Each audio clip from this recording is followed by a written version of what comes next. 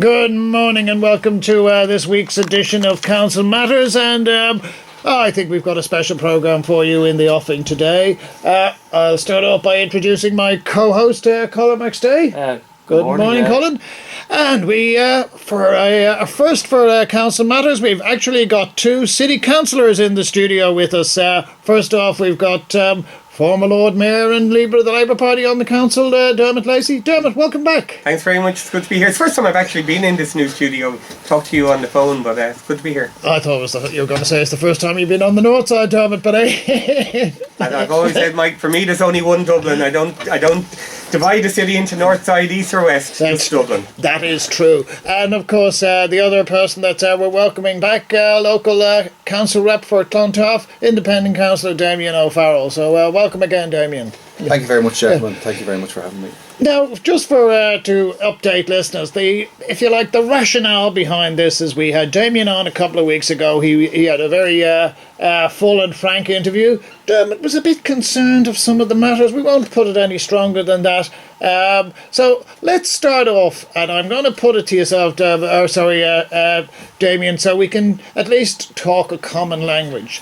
The two subjects we wanted to talk about were,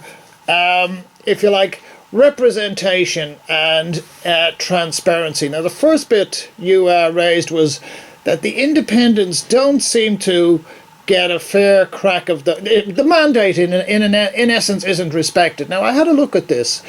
Independents would be the third biggest grouping on the council, but you wouldn't know that from the position. So is it your view that somehow or other it could be done better, or that they're really just divvying up the positions for themselves? What's your take on that then, Damian? Well, we're the third biggest grouping. We wouldn't really be recognised as a grouping at all. We're just thrown there in the corner, when they're divvying out the positions, I suppose, at the start of every council, we wouldn't be recognised as a grouping. So I suppose in the last elections, Fianna Fáil got a bit of a drubbing. They returned, I think it was about 6 councillors, and the independents came back with, it was about 11. And any positions that were going, like they divvy out some positions. Fianna Fáil got a couple of positions, like paid jobs and positions of authority, of influence, and the independents, we didn't get anything, So I feel it, not so much now. I think that when the system was set up originally, now this is going back 60, 50 years to the beginning of the state, and the Dáil as well, it's set up with parties in mind, and it doesn't really cater for independence, and as independents, as our mandates have grown and with more independence, we have to change things as we go along. It's not really changed for us, and even the officials wouldn't really, they wouldn't be used to, I suppose, more and more independence coming. You saw that with the technical group in the Dáil.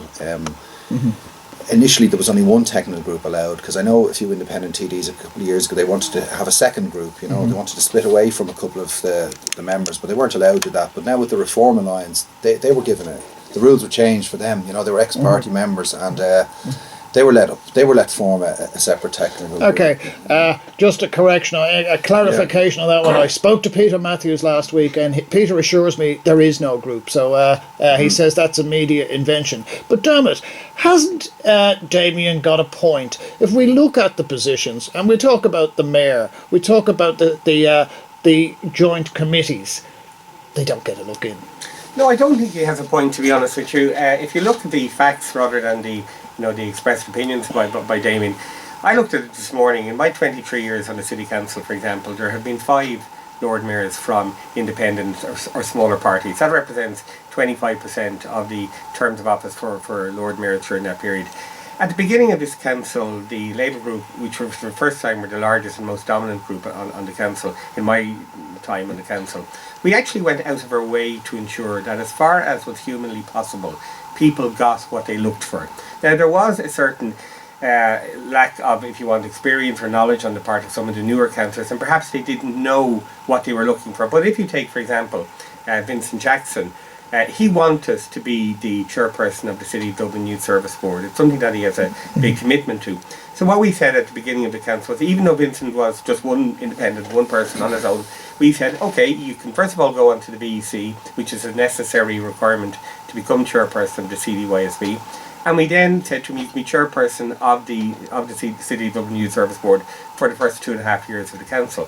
When that 2.5 years was up, we actually decided as a group to leave Vincent in that particular job. A, because we respected how he was doing it, and secondly, because we didn't particularly want to start taking things away from people. Niall Ring, another independent, wanted to be the chairperson of the Moore Street Committee, quite an important one in terms of the future of the city. We made him so. And there's been a number of cases. Okay, But just to finish, I think where Damian may have a fair point is that there wasn't sufficient knowledge available to them at the beginning to know what they wanted to look for. I've no doubt that Damian will look for more. But the final point, just to stress, they are independents. They are not a group. Now, you cannot deal, across the chamber with 52 members when you're trying to work out who goes on what committees. If the independents coalesce into some sort of, even if it's a technical group, the same as the Dáil, you can then make arrangements to facilitate some of the things they want. Okay, can I make the point then? You've always been a very, very strong advocate of local government. And to me, local government shouldn't be mini-me. It shouldn't be a diluted version of the Dáil, like we have Fine Gael over there, the other lot over there. What I was talking about, and I had a look at the agenda setting. The agenda setting is the mayor and the 6 committees or 7 committees if you take in the joint policing. Not one of them is independent. Not one. No, they aren't. Because, the composition of the city council reflects the decision of the people in an election.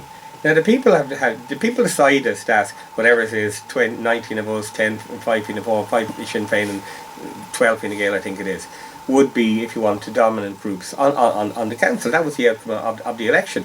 And the chairpersons of the committees are selected, not in fact by the council in one way, but they're selected under the Hunt system. So what happens is that the largest group picks the first chair, then the next largest group picks the second chair, then the third largest group picks the third chair, and it rotates in that fashion until all the chairpersonships are filled.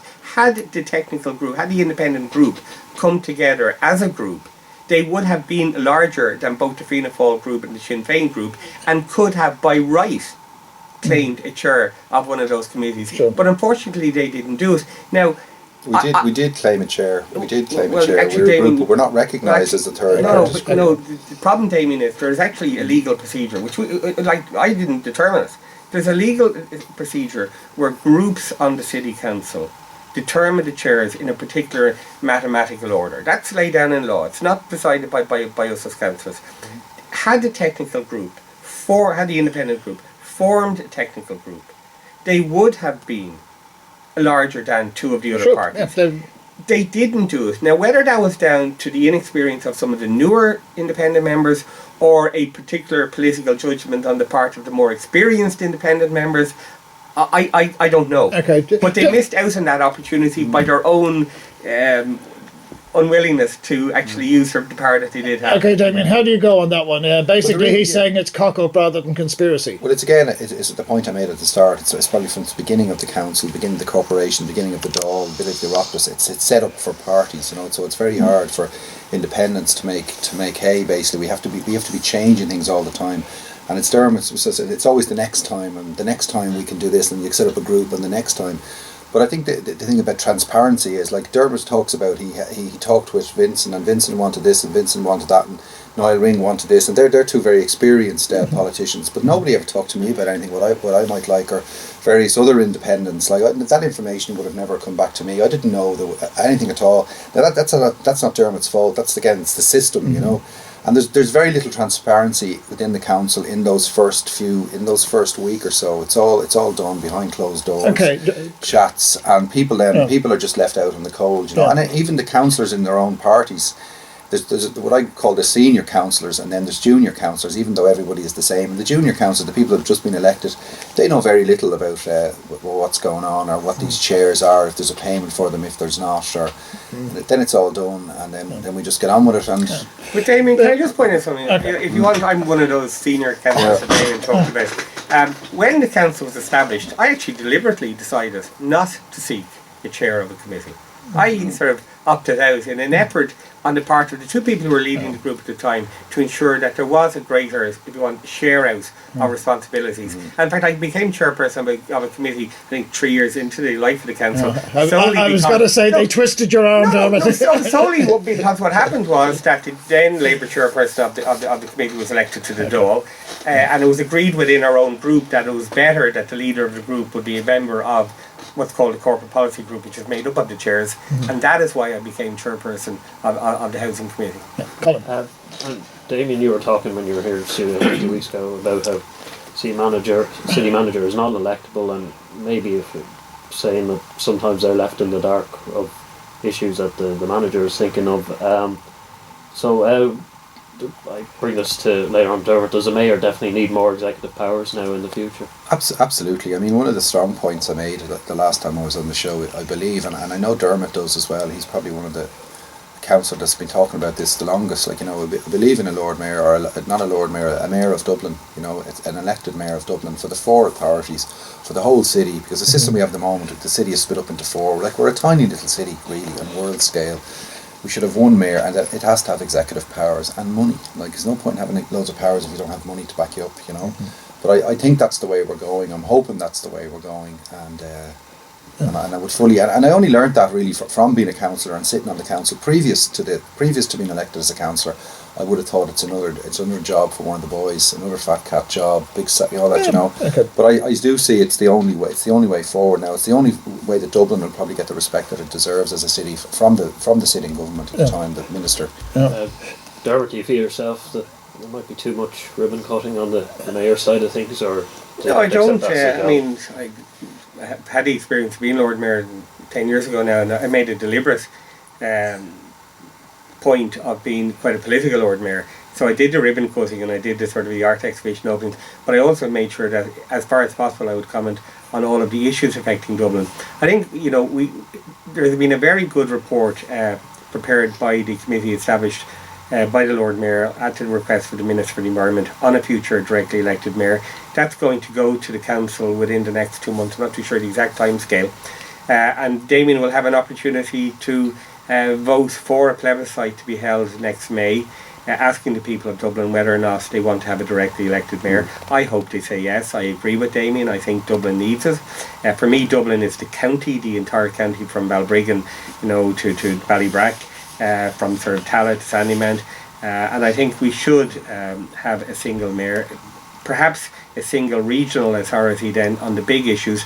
But we also have to ensure that local issues remain as far as possible within the remit of local councillors, so that you know the people of Clontarf will elect councillors who will determine where the double yellow lines go down in Clontarf, and that's not determined by some supranational, you know, larger body. But we need a mayor to lead, to direct, and to stand up for Dublin. Well, the survey recently, it's only one survey, said the overall rate of those within the council area in favour of the directly elected approach was 78%, so that's huge. It was huge, and I'd somebody come out and vote for that.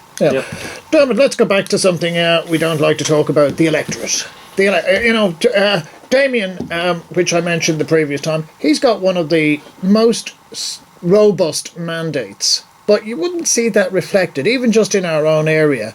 The person who heads up the Joint Policing Committee, he was far less approved than Damian in our area. So I'm just wondering, how does that sort of thing come out other than through party politics?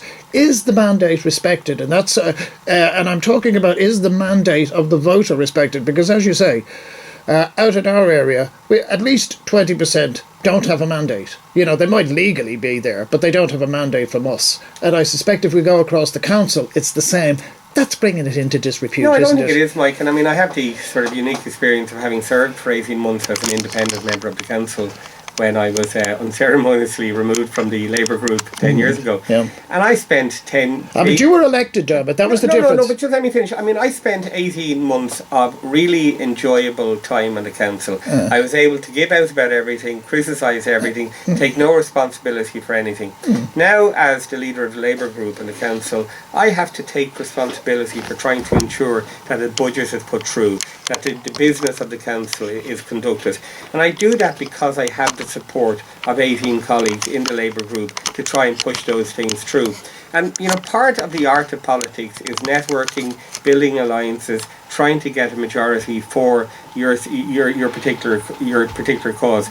So while I respect, Damian and every other independent mandate, and I do respect the electorate decision, Damian also has to respect the mandate multiplied by 19 that the members of the Labour group have on the City Council. And numerically that is hugely more than the vote that Damian has as an individual, and it's much more the vote than I got as an individual. So were the independents to come together in some sort of technical working relationship, they will be able to achieve more, and I would hope to do. I mean, above all, I would like to see people like Damian in political parties. Sometimes the networking is emergency networking. I was at the last council meeting and it was, the water motions came up, and a lot of your colleagues from Labour did that because they weren't really in the know, at first, so that's what they thought. I'm sorry, I don't understand. Following the water crisis, they came together, 6 of them, I think, because the networking is emergency networking, isn't it? Well, I mean, the business of the council it's a bit unlike the Dáil. It tends to be very current. It's the issue that happened yesterday or the day before. So very often you do rely on colleagues who have a greater interest or greater speciality or greater knowledge about a particular issue. And you'll say, Jane, what do you think about that? It's an issue in Clontarf. Would you like me to vote for that or not vote for it? Or, Jane Horgan-Jones, just to use her, might say to me, Dermot, I've heard about this coming up in Donnybrook. What do you think about it? Would you like me to vote for it? And that's the sort of the collective wisdom that a political party grouping can bring to making decision and making better. So it's not a question of having less or more respect for Damian. I mean, I genuinely respect all my colleagues on the council, but I think that I can represent my area and the city that I have a huge affection for better by operating through a party political system. Okay. And that does mean that I have to compromise loads of times, and Damian is very lucky that the only person he has to compromise with is himself and make a decision. I have to compromise, but I think in compromising I deliver more. Last point on this subject, because I want to get on to transparency. On that basis then, Damian, do you think when Dermot's Labour Party colleague in Clontarf puts their name forward for the electorate, that they're actually saying, I'm actually standing for the Labour Party, as opposed to standing as an individual who may most of the time vote as I'm told? How do you feel about that? Because that's really, we weren't told that the last Labour councillor, well, I'm only here unless I get elected to the Dáil. We mightn't have voted for Just him. to be clear on one thing, Mike, the Labour group only imposes the whip on 2 issues on the council. We impose the whip in relation to the budget, which will have been debated and agreed within the council, because that's the only way you can actually get the proper business of the council through. And the second thing we impose the whip on is on the election of the mayoralty. And we do that primarily because we have reached an agreement with other parties on that, and we honour that agreement with other parties. Damian, last word on this. It's up to both. I mean, I suppose somebody, when they represent the Labour Party or Fine Gael, they're representing the party and the representatives. There's a local, there's a personal vote as well. But I think people have to take that. I wouldn't be telling the electorate, what to do. But a lot of people, I think, particularly the parties, particularly discussed here, they don't really understand they don't really understand independent politics. What we're there for. We're not the same as a party. We're not there to necessarily govern either. We're there more as a watchdog. To say what has to be said. We're not under a whip, that's our role, and quite often party members don't really understand that. Okay. The more contentious issue, Dermot, this is what I want to try and tease this one out for the last 10 minutes or so, was transparency. Now, people's expenses are published, and it's actually a great deal better than it was maybe 10 years ago, but Damian seemed to be suggesting that there was monies being paid that weren't necessarily the public were being informed about. How you were quite concerned about that. Is he wrong, or is he, shall we say, being economical there? I think he's wrong based on a genuine unintended error on his part. All expenses received by officials, by elected councillors at local level, are published in one form or another. City Council expenses are published by the City Council, BEC expenses are published by the BEC, and any other bodies you're on are published by the bodies. In fact, the government in the legislation that is currently before the Dáil will require a bringing together of all of that information, so that if I'm on, say, 4 bodies, every 3 months that particular body will have to report into the City Council website any expenses paid to me or anybody else arising from any role they have deriving from being a councillor. So that's a positive thing. But where I felt I was annoyed with Damian was some of the inferences rather than the outward statements. For example, when I was chairperson of the protocol committee, my very first decision as chairperson was to invite the media, who had always looked to attend the protocol committee, which is the one that deals with expenses and payments and conferences and all of that. We opened up the meeting to the protocol committee, which is now about 12 years ago. And would you believe it, since we opened up the meeting to the media, not a single journalist has ever attended us. They constantly sought the right to attend us while they weren't allowed, and yet they've never attended us. You'd be welcome. And I think one of the reasons they don't attend us is perhaps because it's on at 8 o'clock in the morning. But all expenses are in fact published. Now, Damian had a particular issue because a number of councillors who were members of the VEC and Vocational Education Committee voted on a motion that he had in relation to expenses, and what he said that they didn't declare themselves to be members of the VEC. Now, the reason why they didn't declare themselves to be members of the VEC was quite simply they had been appointed by the people around the table to be on the VEC, and they assumed that people knew they were on the VEC. But in fact, in any event, VEC expenses are published anyway. Okay. Damien, has he taken the wind from your sails there? Not at all. It's not transparent, you know. As a member of the public, I mean, how do I know? I don't have to be chasing a councillor around. Is a councillor member of this? Is a councillor member of that? It should all be in the one place. But it will be now, Damien, and exactly. I've no problem with that. And it will be in the future. But we actually, a couple of months ago, it could have been in the one place by supporting this motion. All I was basically saying, when a councillor is receiving a payment because he's a councillor, so if a councillor represents Dublin City Council on an outside board, not just the VEC, there's several others, when they receive a payment, that is the only reason they get that payment is because they're a councillor, and that money, it should be centralised, it should be available on the Dublin City Council's website. Why can't we lead the way? Maximum transparency, it would be very simple, and I don't know what boards, that's the thing. The other thing is there's certain committees that councillors sit on, and some of them you get paid and some of them you don't get paid. I'm a councillor for 4.5 years and I don't know what these boards are that you get paid, that you don't get paid, and how would I find out about who's getting what and look around? And what chance would a member of the public have?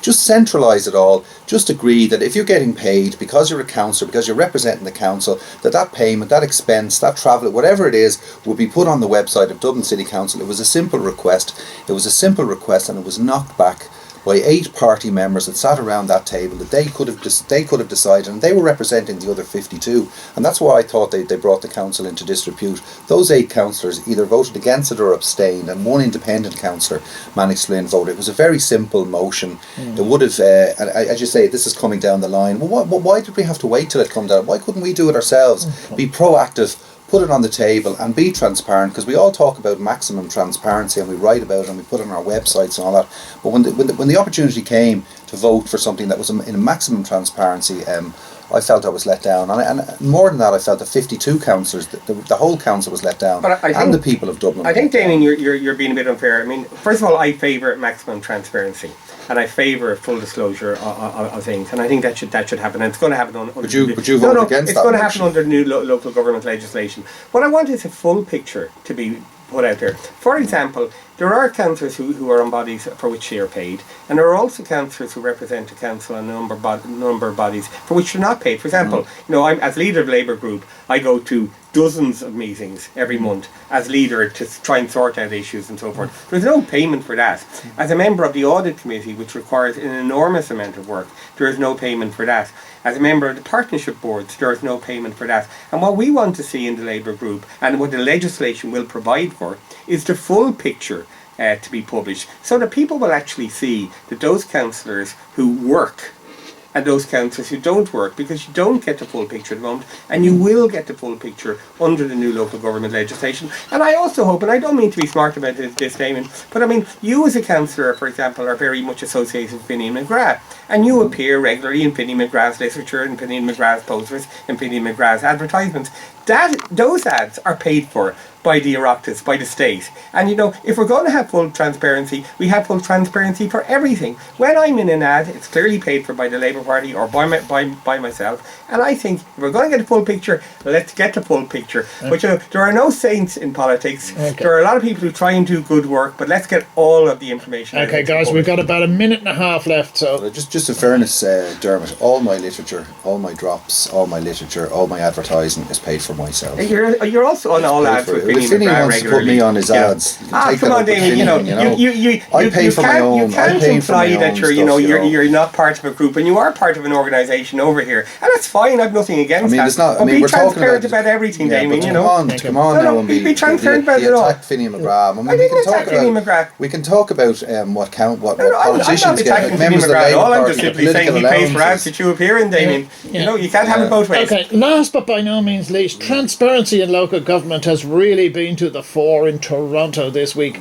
Do you think people are entitled to a private life, or should we know if our Lord Mayor is smoking crack? Dermot? Well, I think we should know if the Lord Mayor is breaking the law, and I think we should know if the Lord Mayor isn't living up to the standards that they assert. But I do believe the public figures are entitled to a private life. The issue is when the private life contrasts with the political stance that people take, and that's when I have a problem. Okay, last word to you, Damian.